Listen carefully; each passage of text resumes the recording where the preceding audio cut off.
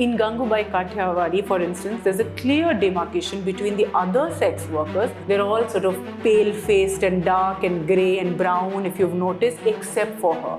She's whitewashed. Yeah. Why do we have to deify, purify, sanitize women in order for people to be able to sort of take them seriously, as it were? Just by casting a woman or taking a woman's story and making a film about it, it does not make it a feminist film.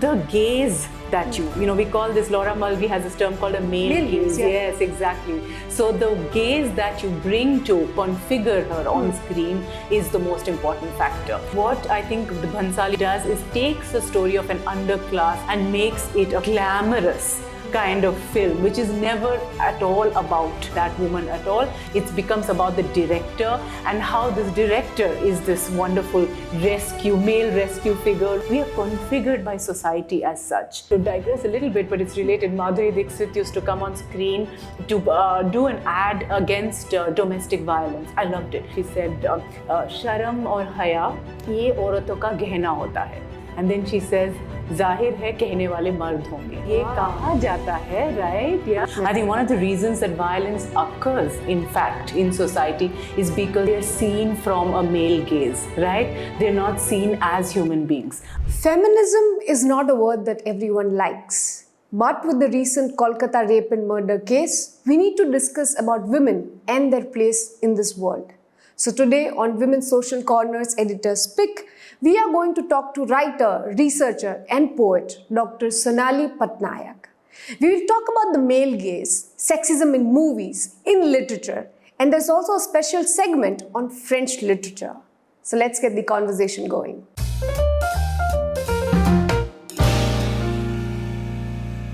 Hi Sonali, welcome to Women's Social Corner. Thank you so much. Thank you for having me here. To start with the elephant in the room, I would want to know your viewpoints on the recent Kolkata rape and murder case. On how do you think literature plays a role when something like this takes place? Yes. So yes, it's, I think, heavy on all our minds right now, and irrespective of whatever field we come from, as women, as young women, older women, girls, it is obviously an issue that plagues us.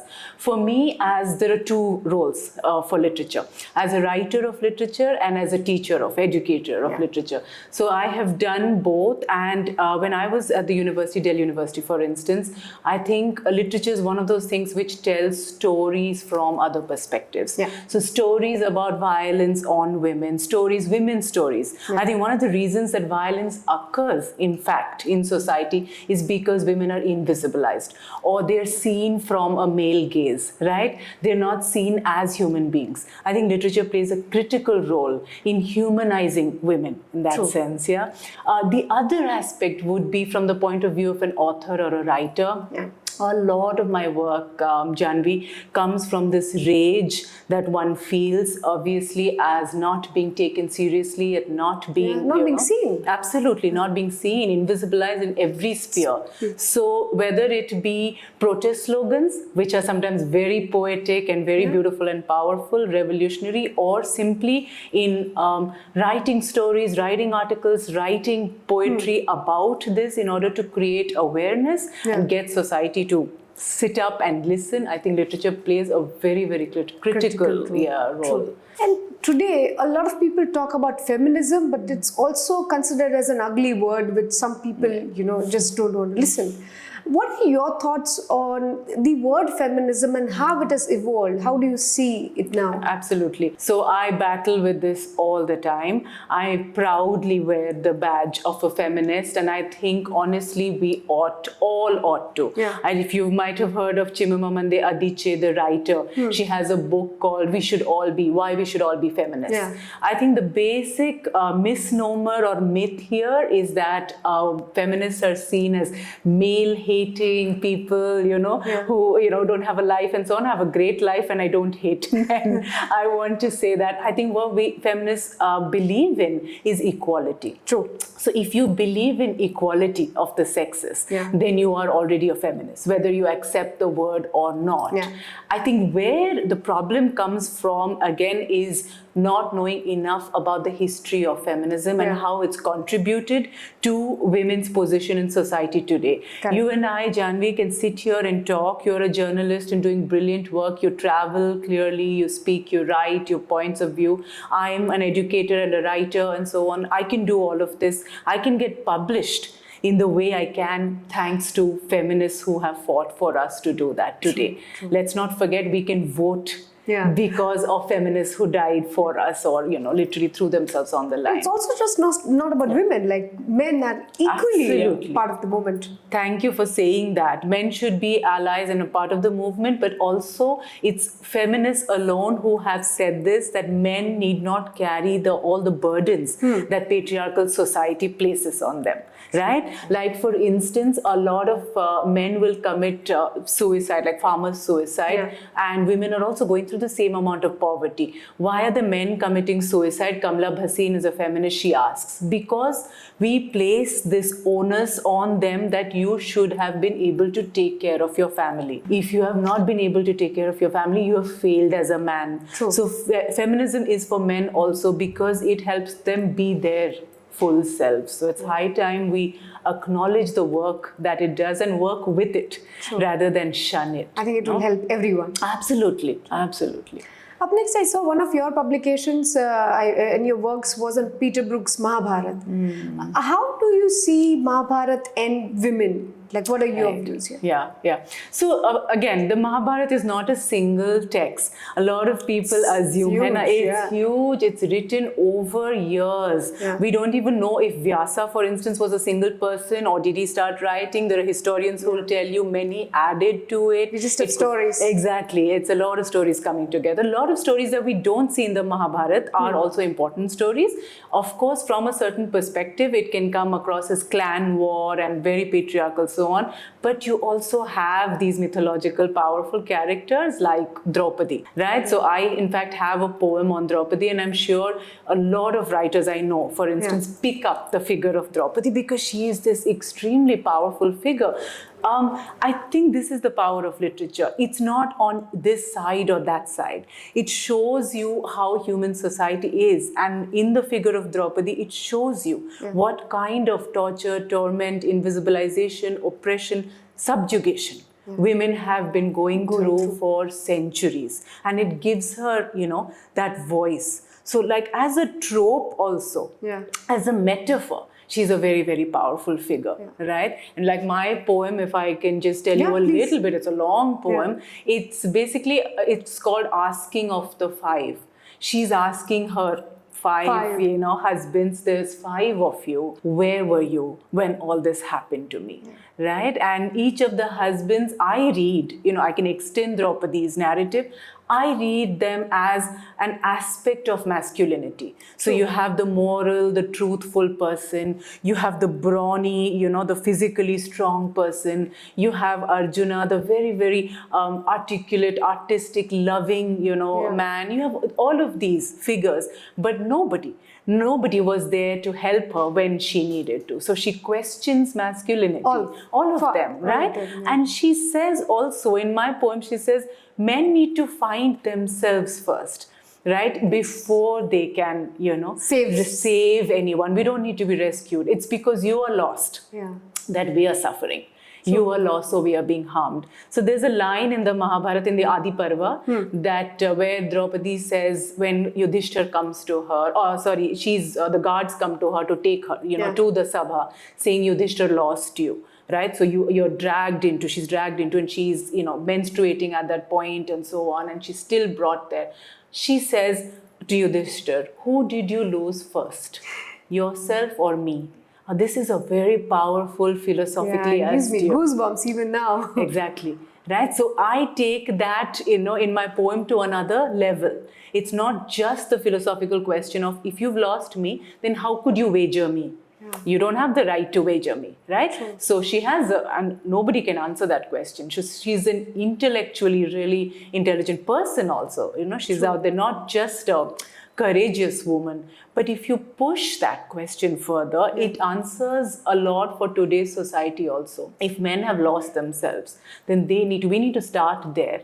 So to go back to what you were saying about feminism, it's about masculinity, and that's also in crisis today, and that's where feminism comes into I think we can always go back to the history definitely. All these mythologies work, Janvi, for the same way. True. Like yesterday, I was giving a talk and I raised the whole thing of Sita, the figure. Why is she so popular even today? A lot of people take her as a very downtrodden figure, but there are other stories which will show Sita as also a very, very powerful figure. Could you want to share any instance? Yes. In fact, there is from Gujarat itself, Kunkuna Ramayana. G.N. Devi has translated it, and we teach it.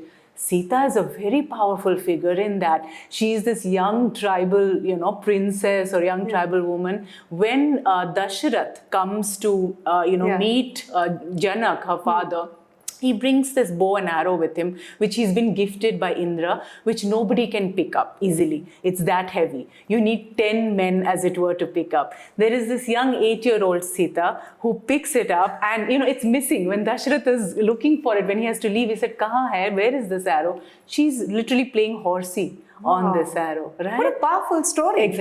Exactly. So you have these figures, and that's why I think the appeal also for those of us who believe in change for the good, we want to go back to these, because this is the imaginary of it's the public conscience, right? True. So there is more to Mahabharata and Ramayana than meets the eye. Of course, there is the more conservative narrative, but there are also these alternative narratives that empower. We know about Draupadi and Sita, but are there any lesser known either mythological figures or even authors that Indians need to go back to? Yeah.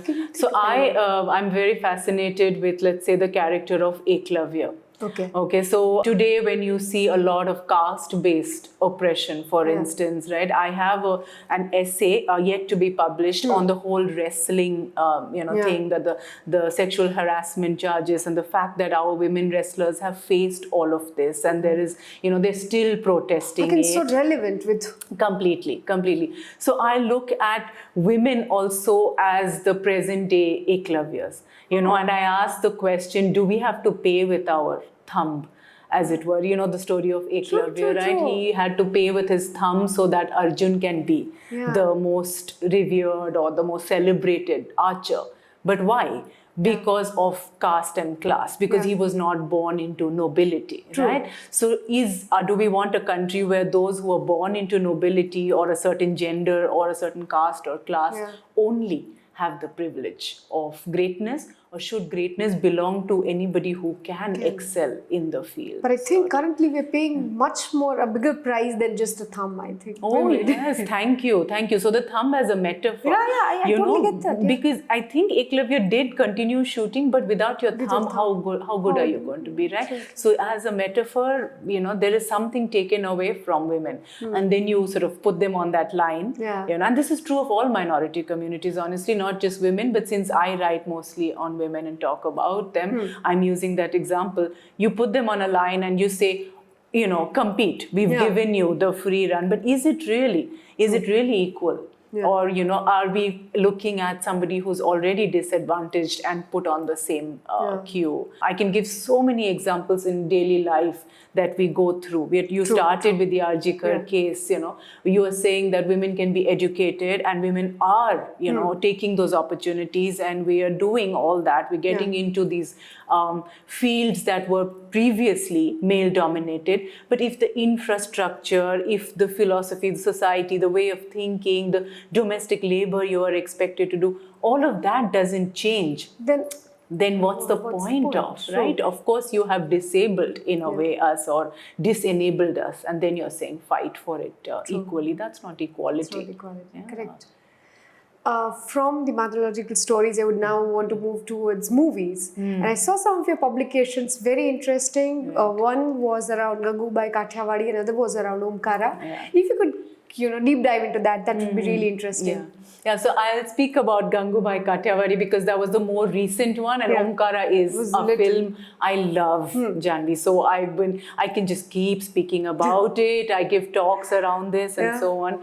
Now, Gangubai Kathiawadi was like, I was writing my book on cinema, which is forthcoming from Orient Black Swan, and hopefully early next year it will be released. It looks at how cinema, in a way, hoodwinks society so grandly and so beautifully. Bollywood cinema. It's cinema I love, we all love. And there are moments where it will give you glimpses of subversion and so on. Now, this film was celebrated as being very feminist and everything. And my problem was when I saw it that it's nothing like that. You don't think it's a feminist movie? Not at all. So there is not much before me, there are women who've said this. Just by casting a woman or taking a woman's story and making a film about it, it does not make it a feminist film. The gaze that we call this, Laura Mulvey has this term called a male gaze. Yes, exactly. So the gaze that you bring to cast this woman or configure her on screen is the most important factor. So what's happening, I think, because of the rise of women's movements, women taking to, whatever spaces, you see a co-option, a kind of appropriation of feminism by directors, producers, whoever has the power to do so. So you take a very powerful story. First of all, I was very intrigued at how somebody like Alia would play a woman who looks, she looks nothing like the original person. So that got to me. Do we really have to, what's happening in I call it the chromatic politics. Okay. Yes. So what happens in the chromatism? We know in Indian society, caste and class are very, very important markers of hierarchy.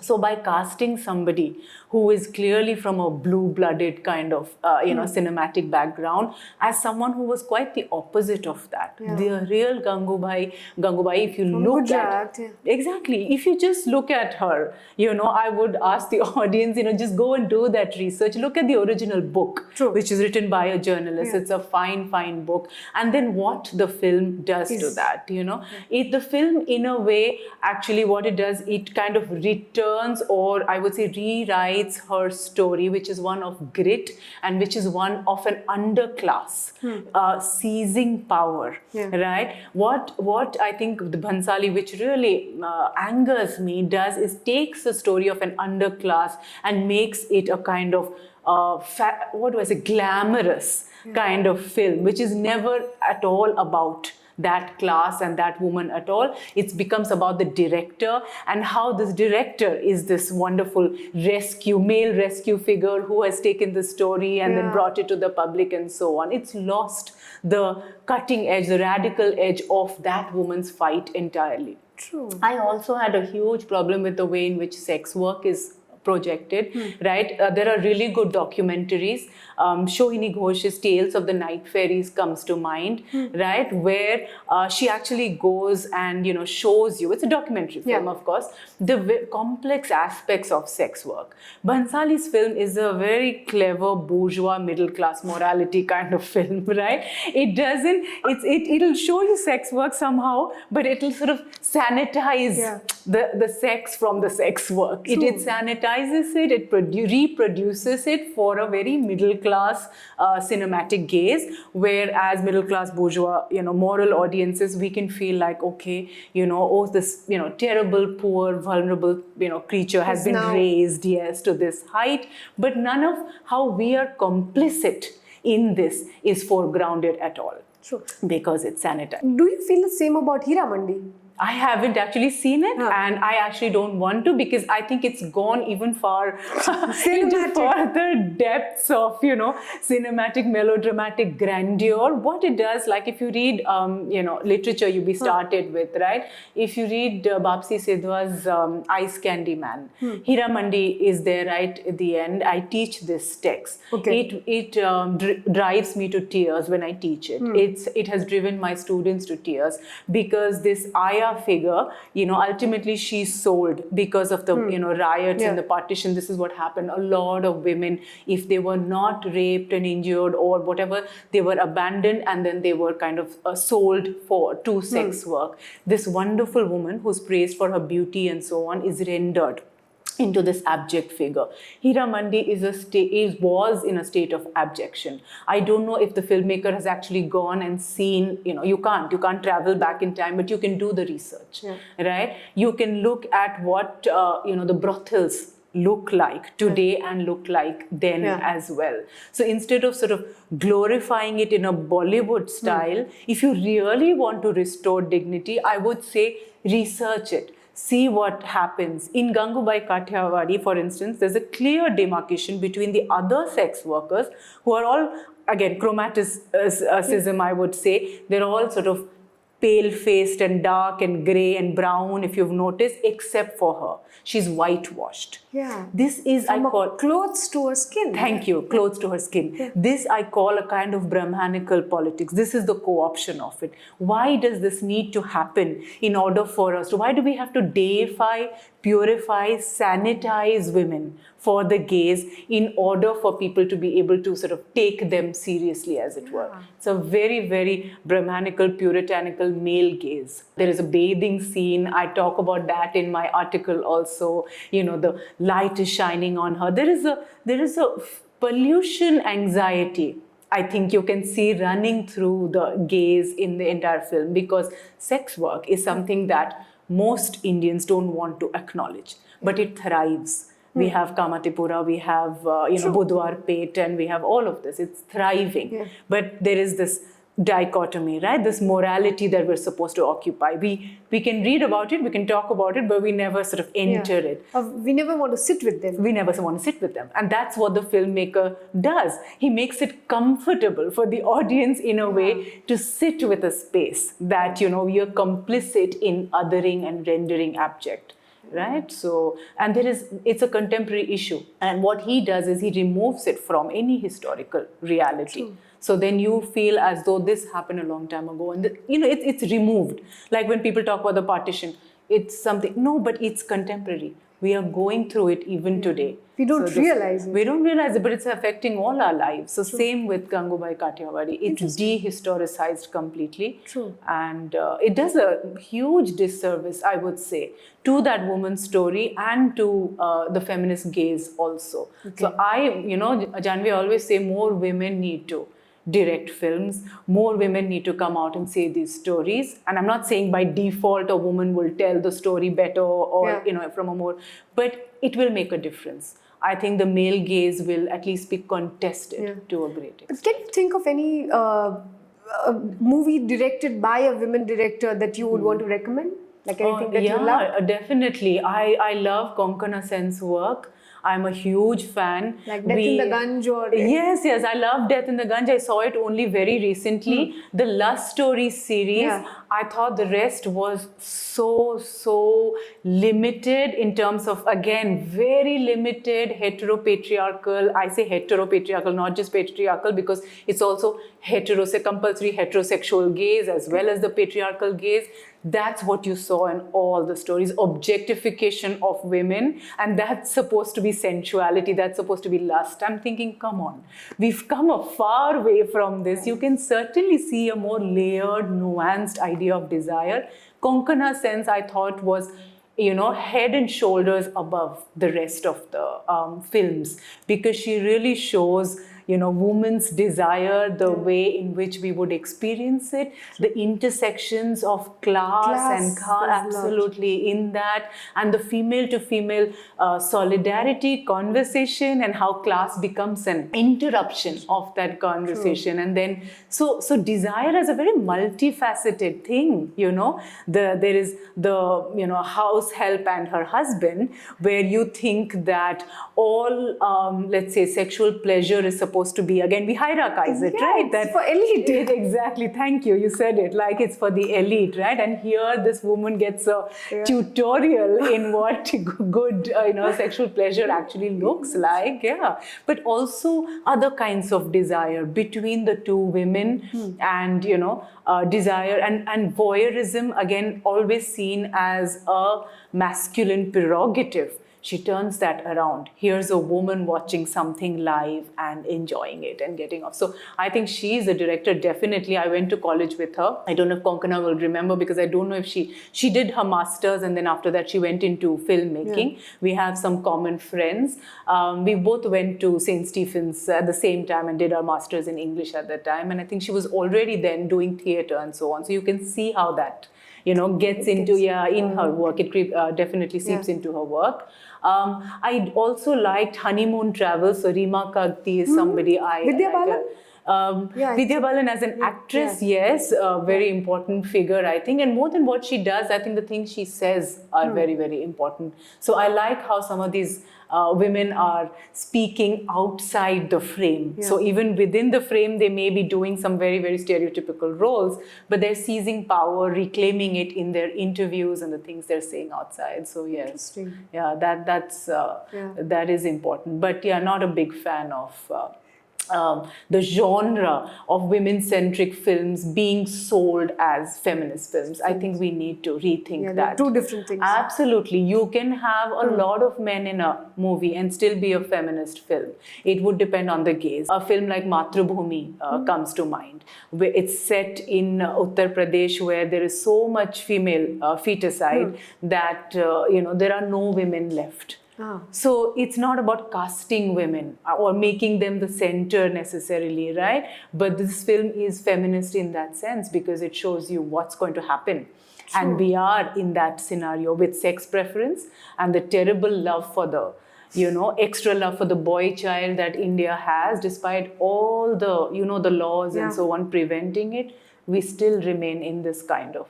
And honestly, I mean, people shy away from saying their age. I proudly say it, and I'll say why. I'm going to be 44 in a few days. Lovely. Thank you. It angers me to no end that we're still, fighting the same fights and sort of representing. But I think it's also about women, right? That women are not comfortable sharing their age. Yeah, why is that? Again, that's such a patriarchal idea that supposedly, again, ageist, very patriarchal, because again, the gaze is what? If you're younger, you appeal to a certain, you appeal to men. And then again, I'll go back to Chemama Mande Adiche. She says, they asked her, does it threaten you, does it worry you that men are threatened by what you say or how you write? She said, the men that are going to be threatened by what I say and how I write are exactly the kind of men that I'm not interested in, right? So this is to come back to what you're saying. Why do you want to appeal to men who don't want to see you for who you are? Yeah. So we need to learn to do that, Janvi. We need to see ourselves and love ourselves for who we are. We need to redefine beauty, because we are beautiful outside and away from how age. Age, and how I think the capitalist beauty industry also, constructs beauty. It has nothing to do with women. We know it's all to do with the money. It's all economy.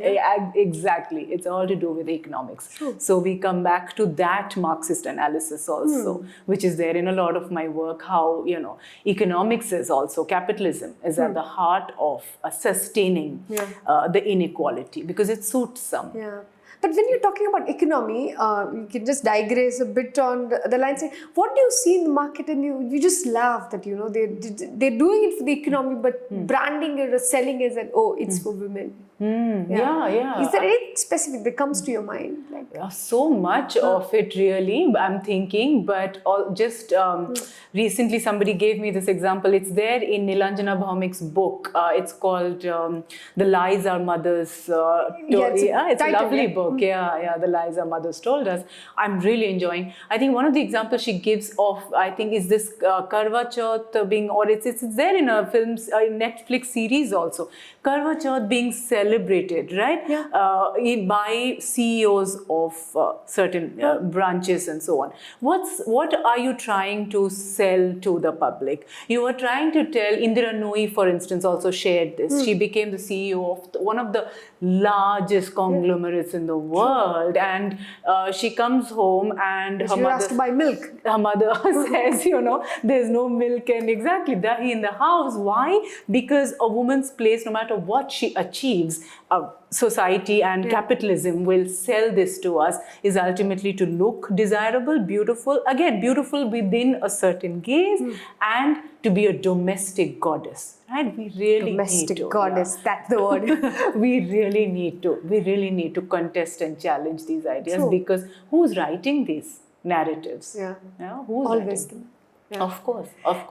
As we were on the topic of Bollywood, I have to mention about item songs and all the chikni chamelis. And what do you think on that? Yeah. Because do you think that it's okay for movies to take that liberty, or do you think very critically of all of that? Because women also agree to do that. Absolutely, yeah. So I won't share names here, but I have friends who are in, filmmaking and so on. So long back, somebody told me one of these rain songs on a very, very celebrated actress, where she was, supposed to get drenched and whatever. She said, forget the, fragmentation of the body and so on. That's been written about, and I'm happy to speak about that. What scares me more is, for me, I feel like I need to work on this more, is the working conditions available for. So, okay, do the item songs or whatever. I really have very little to say on that, because it goes into a very different realm altogether. Then it becomes about, a very, like I said, very puritanical, moralistic thing that no, women should only be represented like this and like that. No, I talk about, the fact that we need to have the power to decide our own narratives. So working conditions, here you are representing, you're titillating a certain audience and so on. You're supposedly, and you are. You're earning in crores, you're a top actress, but the conditions are terrible. There are men holding these water hoses, and the director is saying, come on, shake your body a little more. Give me that part. Give me this part, shaking, right? So how demeaning is that? How demeaning? Like, you're going through the fragmentation even under those conditions, and you are wet, you are soaking, you are, you're probably not even, you don't have a voice or agency in how you're being filmed. That's the part that scares me, not the actual item number and what it. Of course, that is terrible, because it is definitely designed for a public that wants to objectify women. And I think the questions then again we need to ask is, how do we see sexuality and desire? Right? If we keep showing The same thing.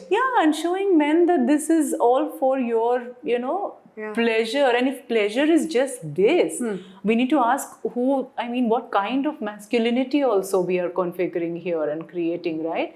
Just watching women shake their torso is going to be enough for you. I think we need to up the ante, as it were, when it comes to sexuality and desire. True, and I always just this. Absolutely, I tell my students, think about how consent is actually extremely erotic and beautiful, and we need to start filming that. So I'm not against at all desire and sexuality and so on. For me, these item songs are not about sexuality and desire. They are about domination and subjugation, just like your 70s films where Ghar ho to aisa and so on were also about a kind of, they're two sides of the same coin. So representing women as this, pativrata, pavitra nari with the bindi and so on is just another side of the item song coin. And they're both as oppressive, because they're both patriarchal, male narratives of what and who women should be. This is exactly what I'm going back to Gangubai here. If you see the poster itself, she's been given this very purified kind of look also, with the bindi and a kind of Mirabai almost, right? So again, it's that anxiety, that binary of the woman at home and the woman in the bazaar, that, not only Bhansali, but just all of society is working with, right? Who decided that we're supposed to fall in this or that category realm? So these binaries have to be challenged. I never thought it that way, that the item song or the Ghar ki Bahu, both they're both both were male gazes. Exactly. So it's as damaging. So when we talk about item songs, I would say that's the least of the problems. Look at the kind of roles our heroines play. Recently, I saw a film called Savi, and at the end of the film, it's on Netflix. You're told that it's actually Savi for Savitri. I'll tell you why it, annoyed me to no end, because it's again that same narrative. What does she do? She does all these feisty, fearless kind of things, but why? In order to save her husband. The mythological Savitri who did all of this, fought with Yamraj to save and so we go right back to that. So we use all the modern technology, we use all the modern discourses and so on, but we co-opt it. We want to show feisty women, but we put it back in the narrative of you're going to be feisty, but only as Savitri, only to save your husband. That's it. Yeah. Then people will accept it. Correct. Moving back to literature, for anyone who knows little about French literature or the philosophers, what are the books would you suggest, or what are the philosophers that you would suggest to the audience? Oh, so much there. Honestly, Start the basics. Yeah, absolutely. So I'm a huge fan of Simone de Beauvoir's work. The Second Sex. The Second Sex, there is a abridged version. So if those of people who are not really interested in heavy duty philosophy, they can always pick up the abridged version. She's the first person to say this, what we're discussing, that the child that is born, with the female sex and the woman that you see in society, there is no logical, sort of connection. It is culture that shapes woman into this figure. So whether it is the Savitri figure or is the item girl figure, you, me, whatever, we are configured by society as such.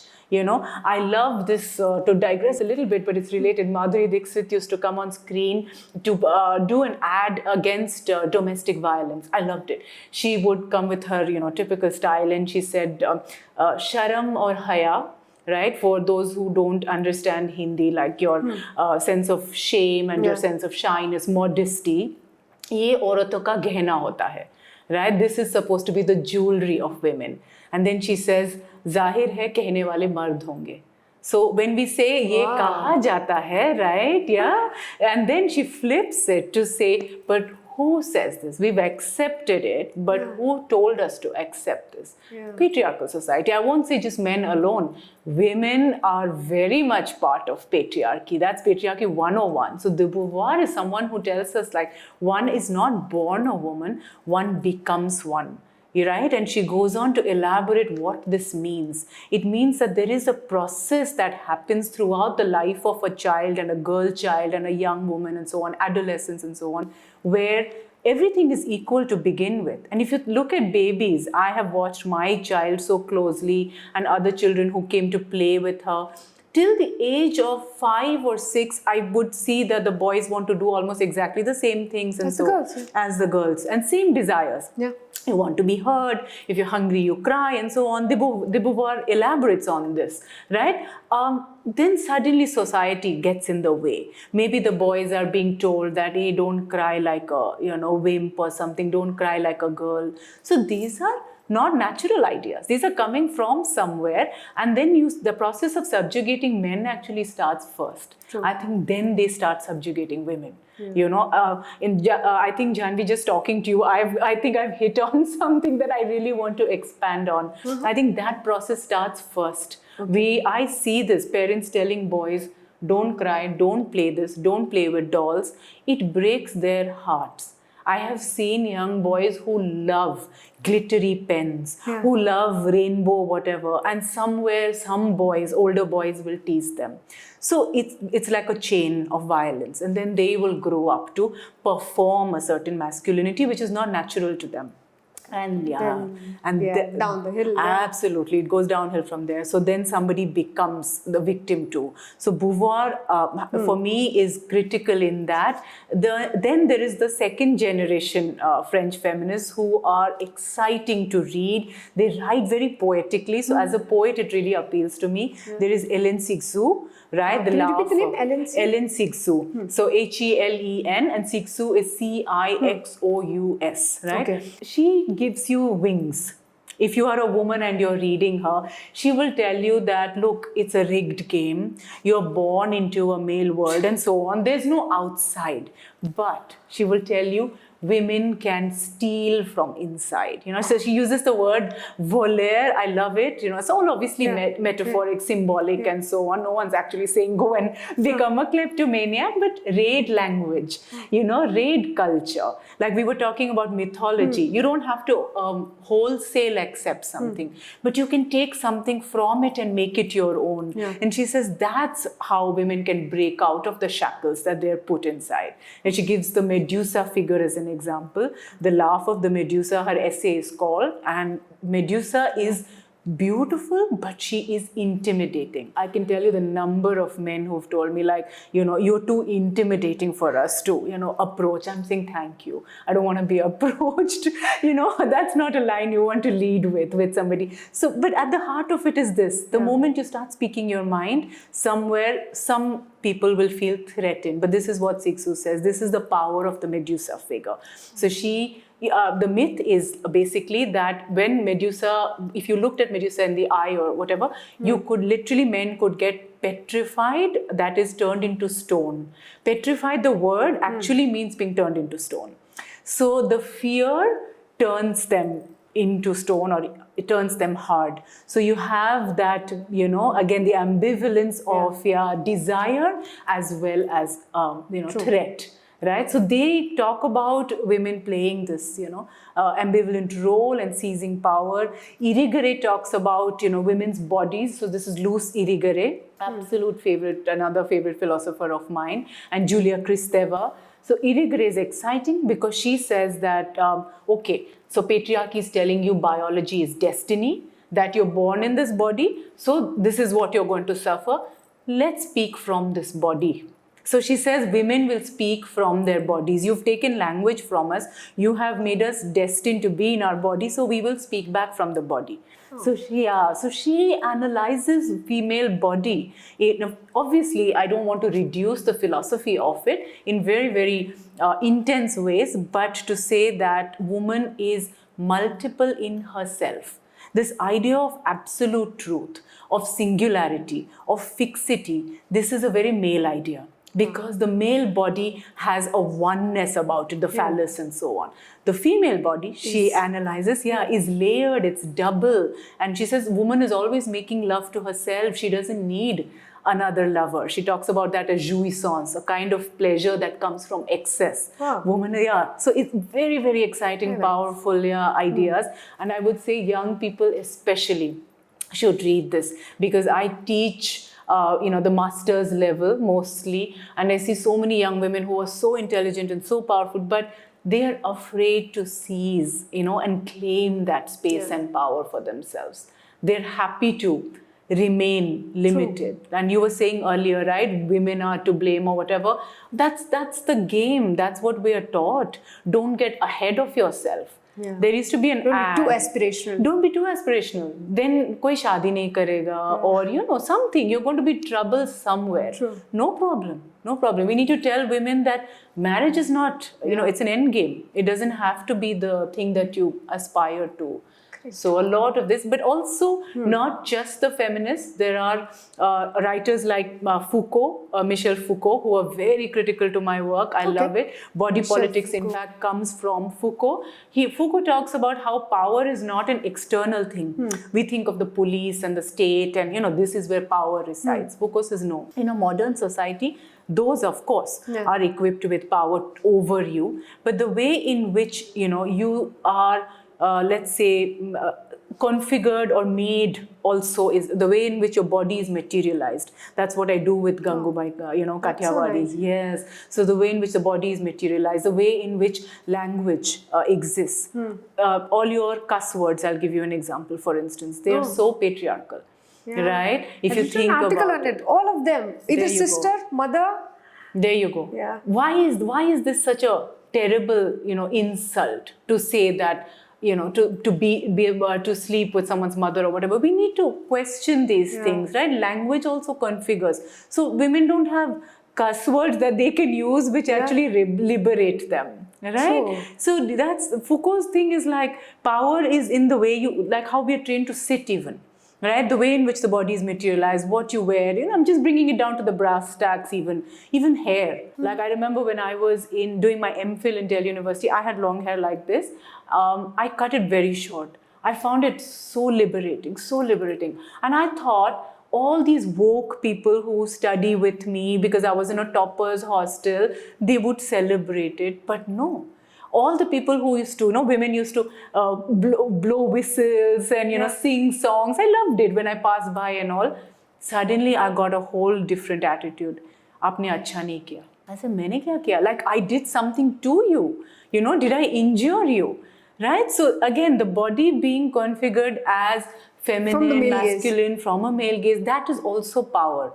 How we censor ourselves is also power. So Foucault is very, very exciting philosopher. The medical gaze he talks about, that's also power in the sense of how, you subject your body to a certain, he talks about the medical gaze as a certain kind of scrutiny of the body, the pre-medical gaze and the post-medical gaze and so on. That's also, again, a very, very exciting, very complex work. The prison as a source of disciplining, schools as a source of disciplining bodies. If you look at schools, why our bodies are disciplined the way they are. I'll just give you a very small example. Like as a child, I would often, I was a very rambunctious child. I would run, play. I would sit with my legs wide open. I think it's for the first time in school only I would have heard that's not the way, you should be sitting. Just that much. Just shaming you for having a body, which should be you sitting. Exactly, where we should not be shamed at all, and that disciplining. Then you look at school and the way it uniformizes everybody.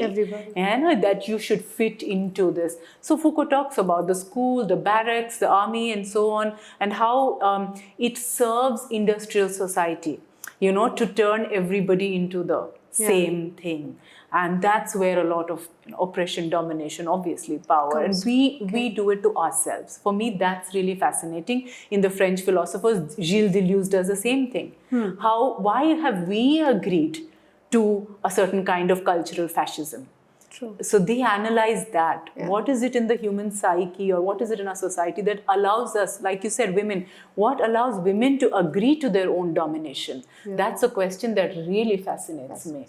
So that's where these philosophers. And now we're talking about philosophers. What's your advice to aspiring writers? I mean, how they can go about it? This is a really, again, difficult question because I wrote since I was 13, and I would always say, put your work out there, because I didn't do that. This is something I have learned in a way the hard way, as opposed to the other things, many of the other things we're talking about also. But I would say young people, write more, put your work out there. Just publish it. Publish if you're ready. But let's say school magazines, there are a lot of journals and spaces now which are very safe spaces. You can find those spaces and put it out there. A lot of students do this. They are sharing it on Instagram, other social media handles. You can do that, of course.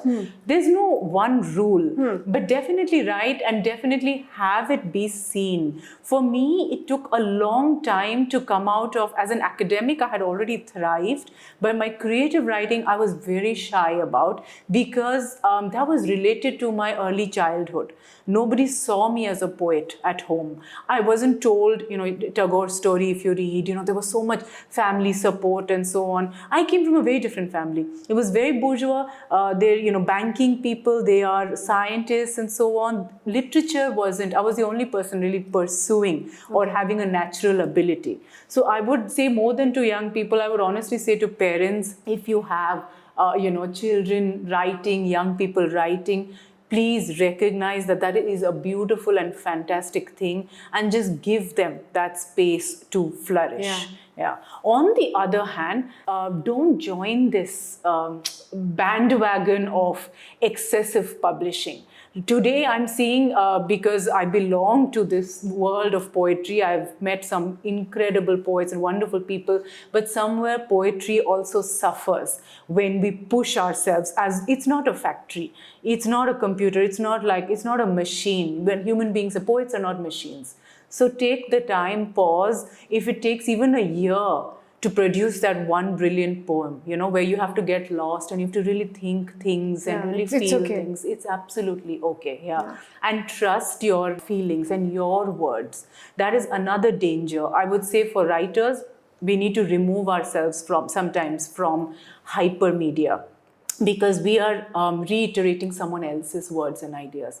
To truly know what you want to say, and what your emotions and feelings are, you have to be with yourself. You have to do that work, Yeah, and everybody says read a lot. That's never my advice. I was a reader, sure, but I wasn't like, my sister was actually the voracious reader. For me, my poetry just, it just came from life, maybe. Yeah, I have this 4-line poem. It's called Bleeding.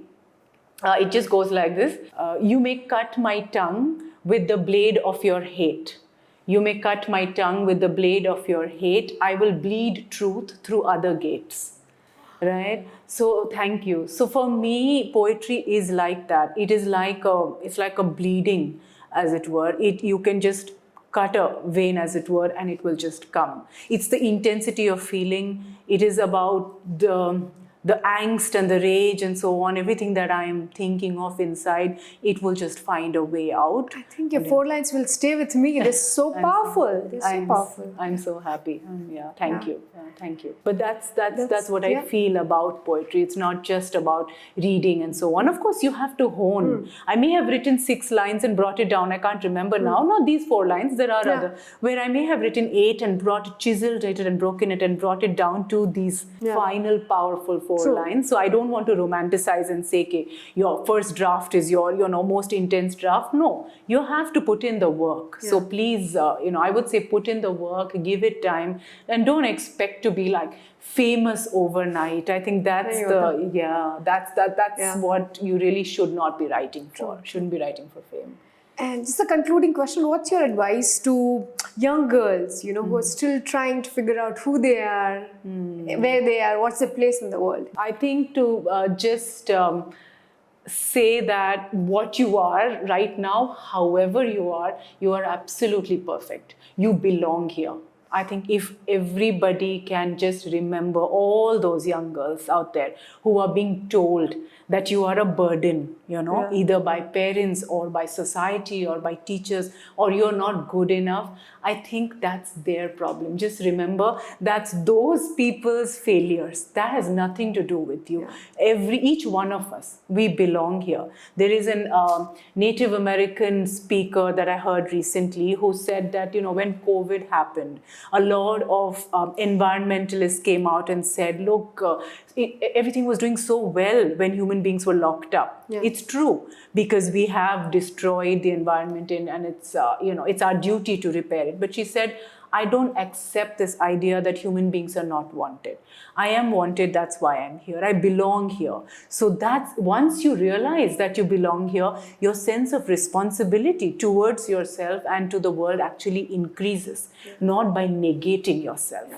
So never do that. There are enough people out there to do that. I tell my daughter all the time, don't tell lies about yourself. There are enough people out there who will say you're not good enough, but you are good enough. Who's to decide what is good enough? You're better than good enough. Just Accept it. Just accept it, celebrate it completely. True. Yeah. Thank you so much for this thought-provoking conversation. I think I have a lot of food for thought now. Thank you. And, Thank you. For more such conversations, keep watching Women's Social Corner. Thank you.